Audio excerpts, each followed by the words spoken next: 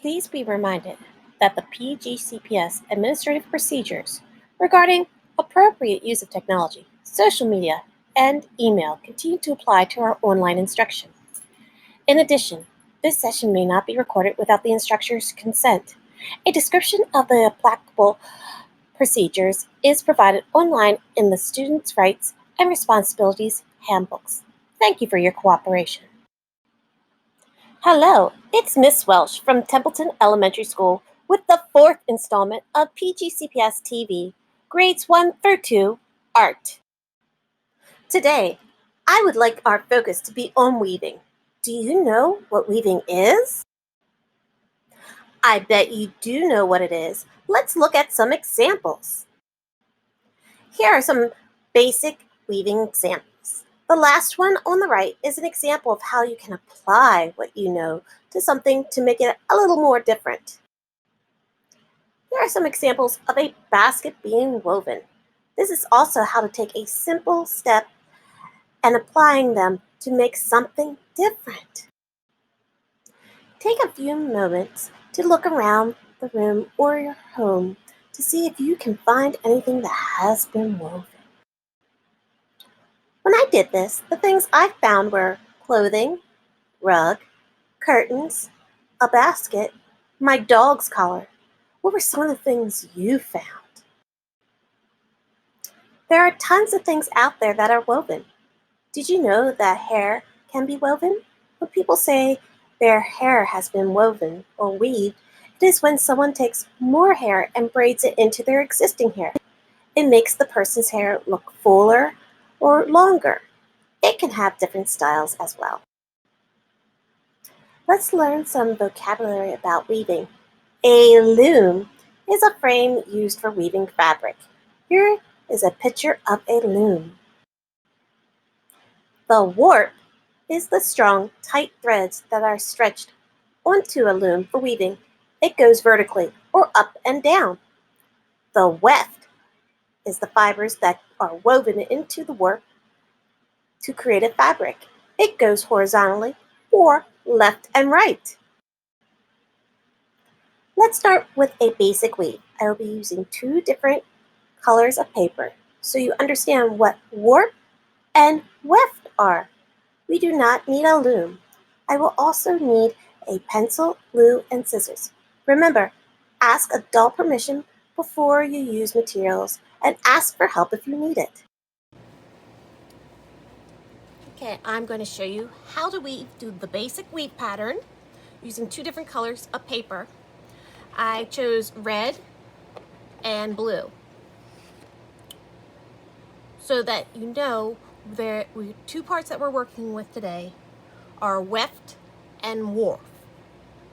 Warp goes up and down. Weft goes left and right. So weft and left rhyme. So that's how you can remember it a little easier. The first thing I need to do is measure. Okay? I need to make sure that my strips are even. If you don't have a ruler, pick something that is straight and hard and use it as a measuring device. So if I just had a stick without numbers on it, I could have very easily put it at the top of the paper and then just drew a straight line going straight across. But I'm using 1 inch increments. Okay. The blue is going to be my warp. That's the part that goes up and down. So I measure 1 inch increments on both sides.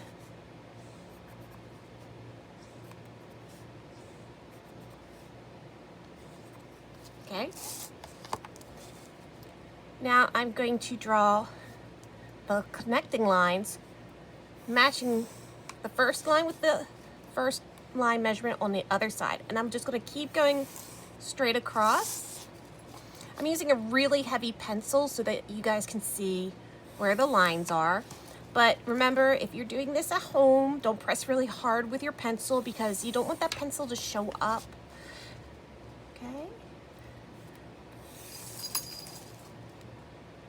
I'm just going down and measuring everything straight across.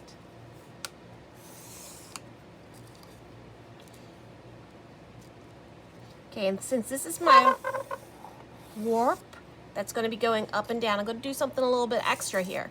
I'm going to turn it and measure 1 inch from the top. Okay, so this is kind of making my loom. So if you don't have one of those looms that we had the fancy pictures for earlier, it's okay. All right, so now I'm going to draw a line connecting those two dots. Next, I'm going to take scissors. Remember, if you don't have scissors, you could tear. Just make sure you go very slow, very careful, okay? If you're using scissors, you want to do little nibbles. And when I tear or cut, I'm going to try to do it on a line as best as possible. And I'm going to go all the way up to this line right here. I'm not going to pass it, okay? This helps give our looms more stability.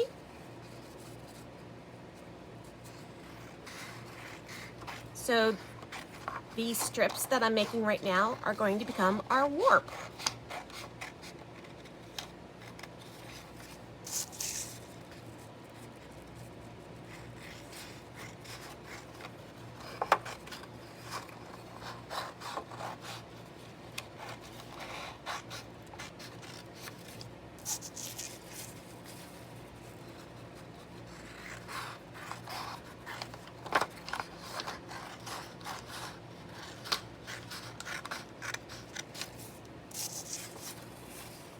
So you go through, you cut every single one of these.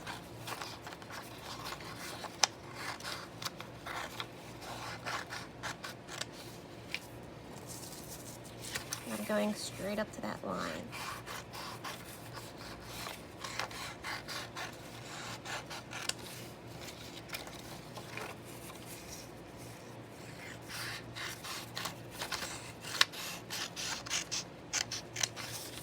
And since this paper is not perfectly so many inches, it's a little bit over ½ inch extra, or under ½ inch extra, I'm going to leave that one like that.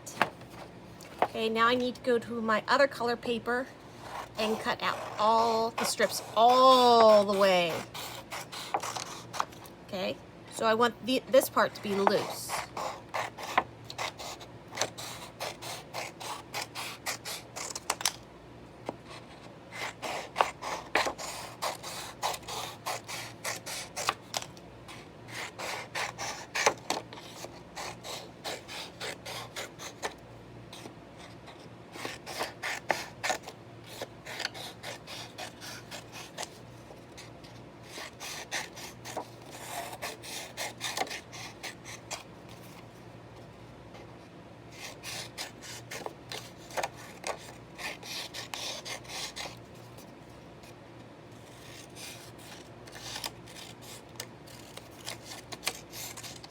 It's also great if you have a friend with you because they can also help you cut these out. Okay, so I have my blue piece of paper that has my warp. Okay, the red piece of paper is going to be my weft. It's going to go left and right. Okay, the first thing I'm going to do is start all the way over on the left, just like when we read, okay? I'm going to pick up the second one, the fourth one, the sixth one, and the eighth one. Okay, and then I'm going to push it as far up as I can. Okay, so if you know how to count by twos, starting with zeros, so we have 0, 2, 4, 6, 8. Okay, and if we count the red as being on, it has a pattern. Patterns are things that repeat over and over again. So if we count red is on and blue is off, it goes on, off, on, off, on, off, on, off, on. Okay, since we started with the red here on top, the next time I do this is I'm going to start by picking one up. This is 1, then 3, then 5,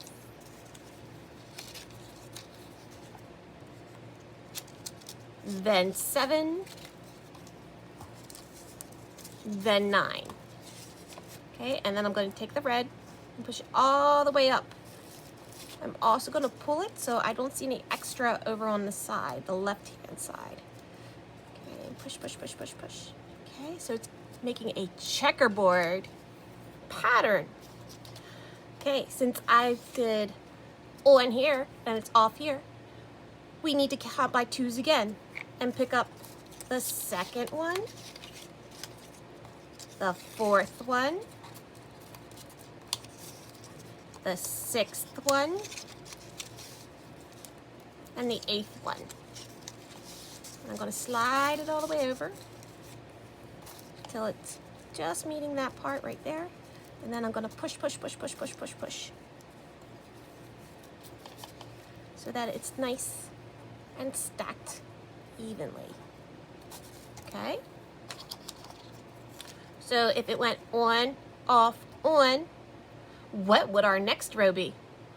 That's right, it would be off. So we would start underneath 1 and we would count by 3 starting at 1. So what is 1 plus 2? That is 3. So I pick up 3. What is 3 plus 2? That is 5. I'm going to pick up number 5. What is 5 plus 2?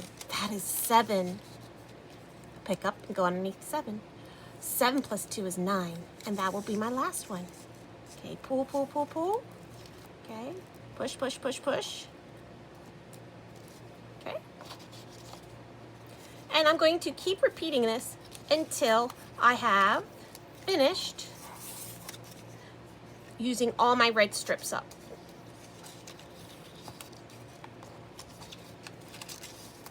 So whatever the row is above you, you're going to do the opposite.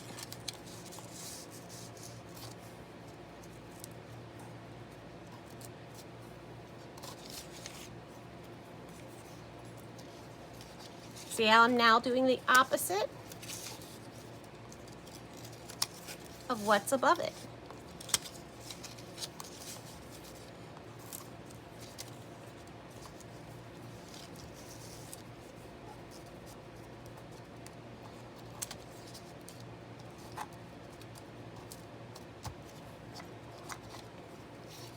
And you keep going until you have no paper left.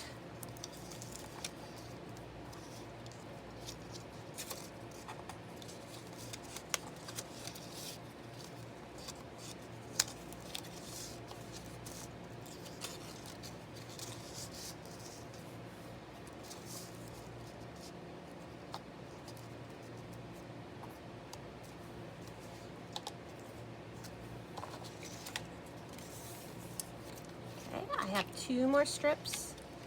Then I'm going to show you how to finish it. Because finishing is also part of this project too. Because you don't want to pick this up and then have all your strips fly out. That would not be fun because you worked really hard on this.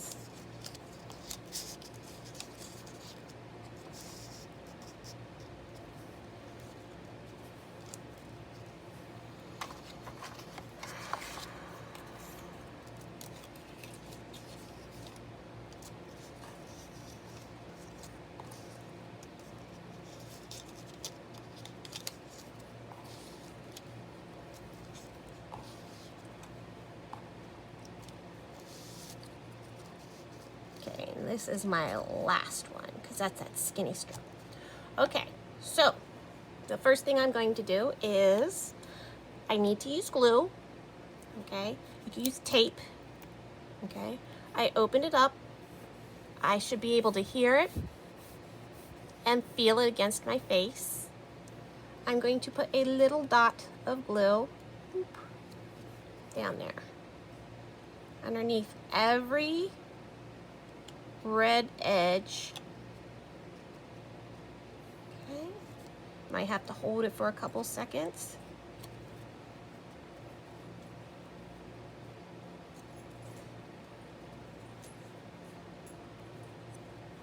Okay, I'm also going to do it on this side as well.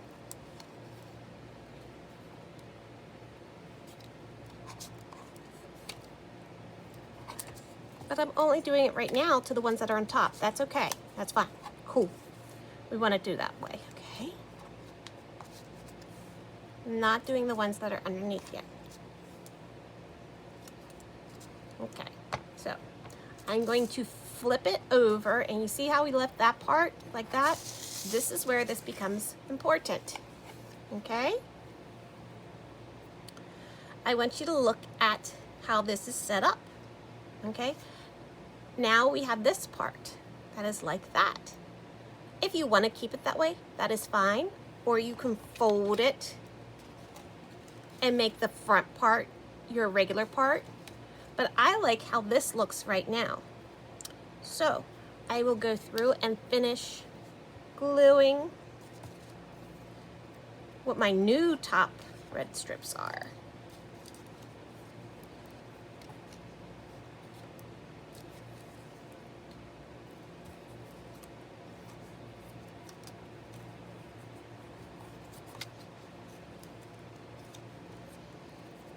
Again, you might have to hold them down for a couple seconds. Sometimes you can put a book down on them to help that out.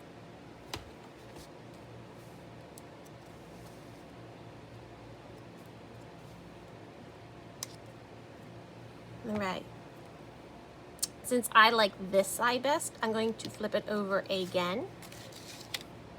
And I'm going to put one piece of glue, straight line right there, to fold it over. And that'll make that side look finished. You could also have cut it off.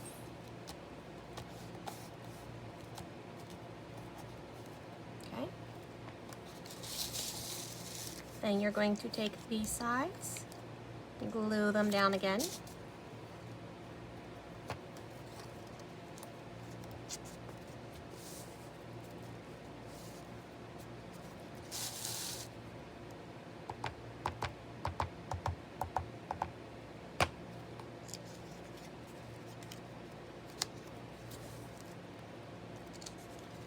Just gives it a nice finished look.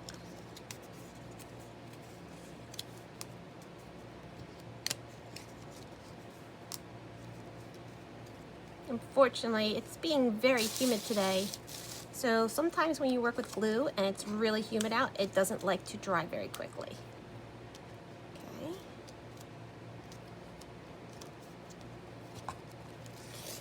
Now, this is my finished piece.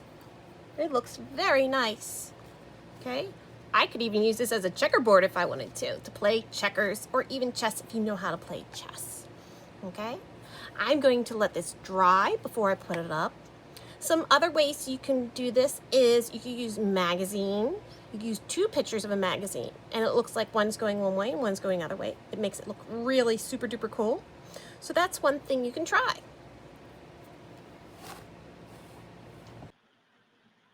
I'm now going to show you how to use dough to weave with. This could be salt dough, Play-Doh, or clay. To do this, all I need is the salt dough, Play-Doh, or clay. Okay, so another way you can weave is by using Play-Doh or salt dough. Excuse my doggy. I'm using 2 different colors so you can see what I'm talking about when I say warp and weft. Okay, 2 different colors. I'm going to break them apart into 4 pieces, each one. Okay. So break it in half going that way, and then in half going that way. I keep them in 2 separate piles. That way I don't get the colors mixed up. Okay. I'm going to roll the dough out, and if it breaks, make it into a ball first.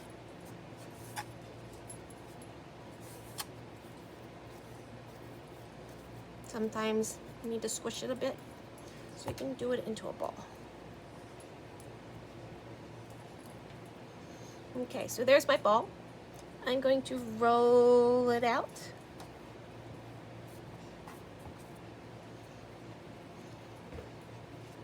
And I can make these as long as I want and as skinny as I want or as thick as I want. Okay, but you want to try to keep it the same width apart, okay?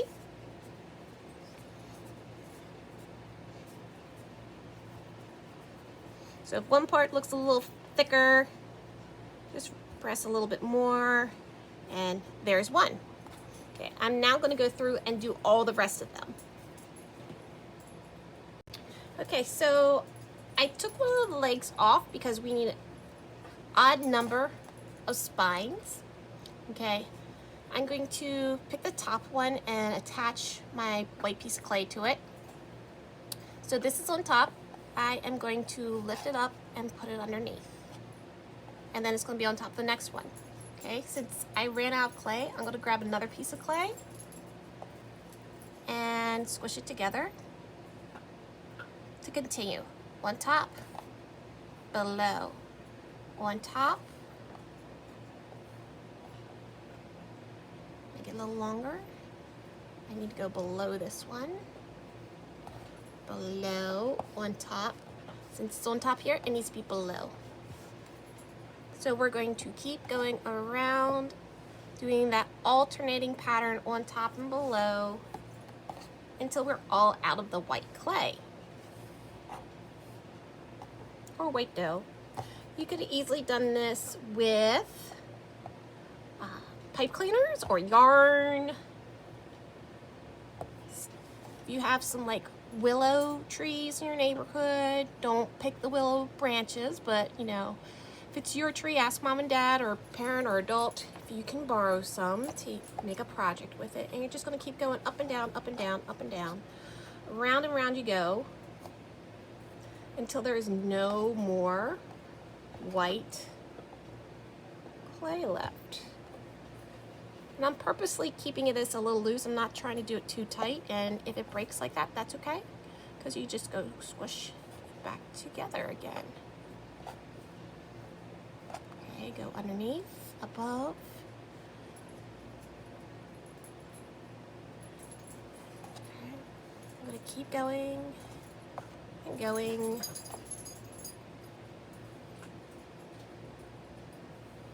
Until there is nothing left.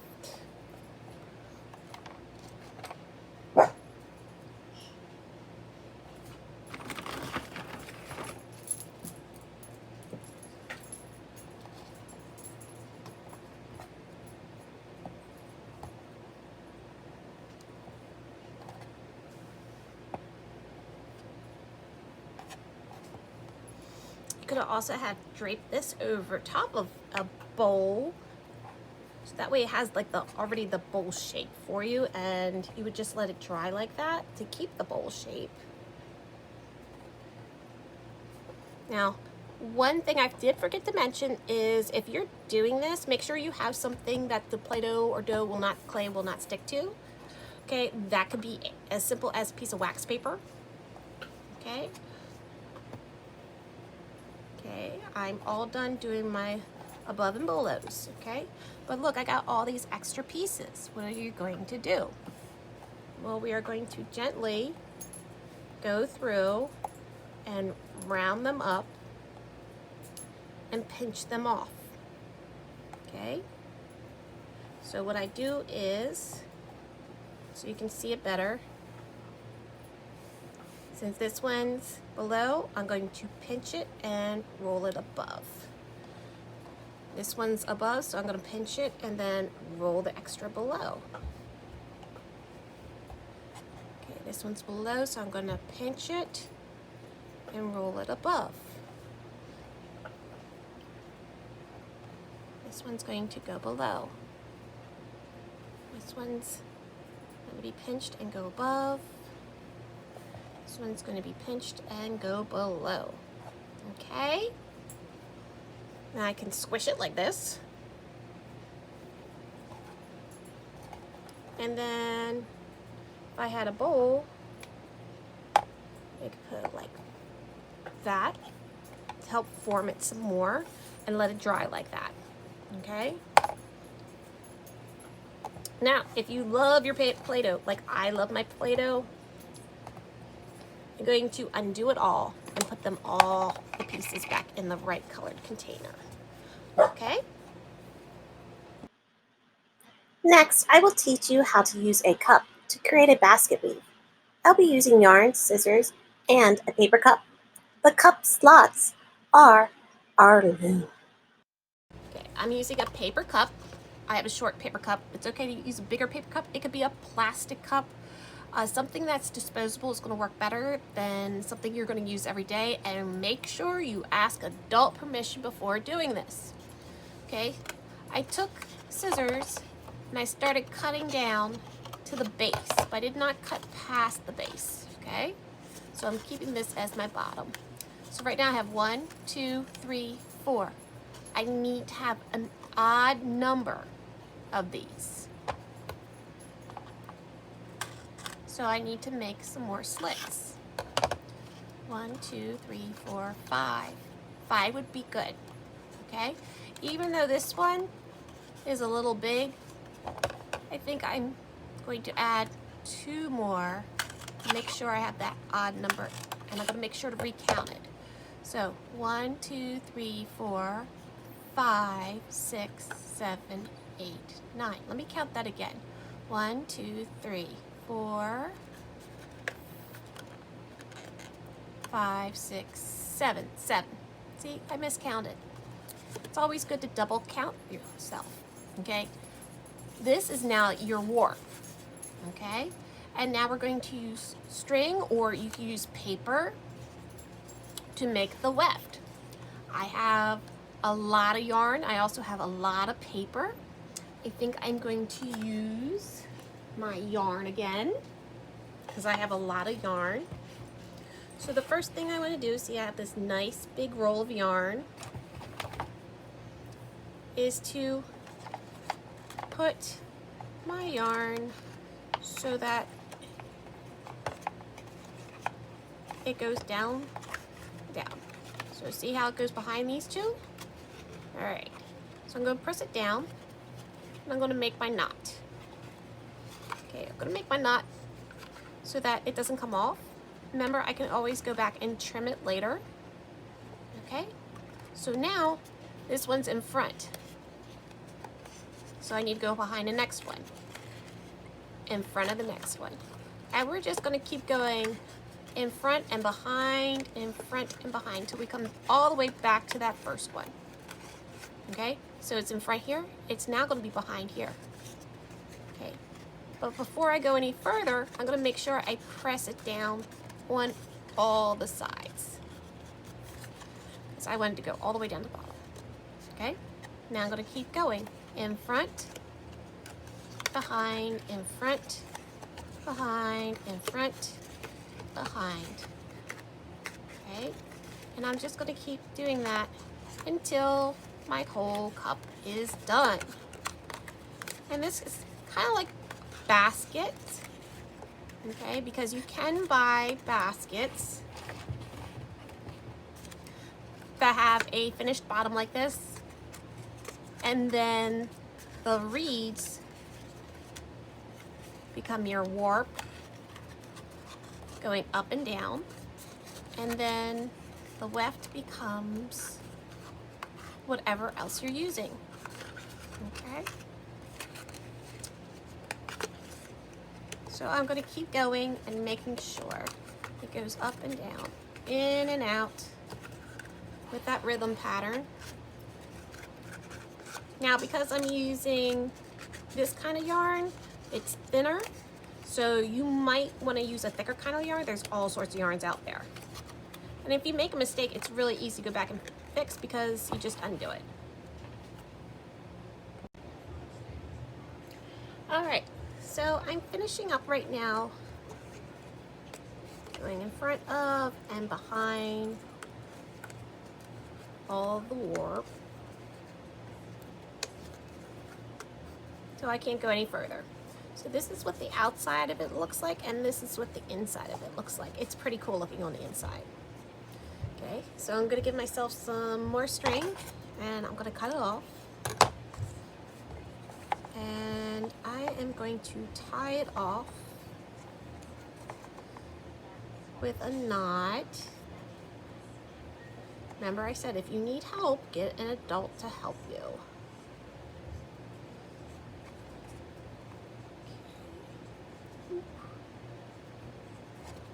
has something a little different. Okay, this can be used as something that can go on a desk, hold pencils and things like that. And you also can put things in these little pockets here that you made. So it's something different. Okay.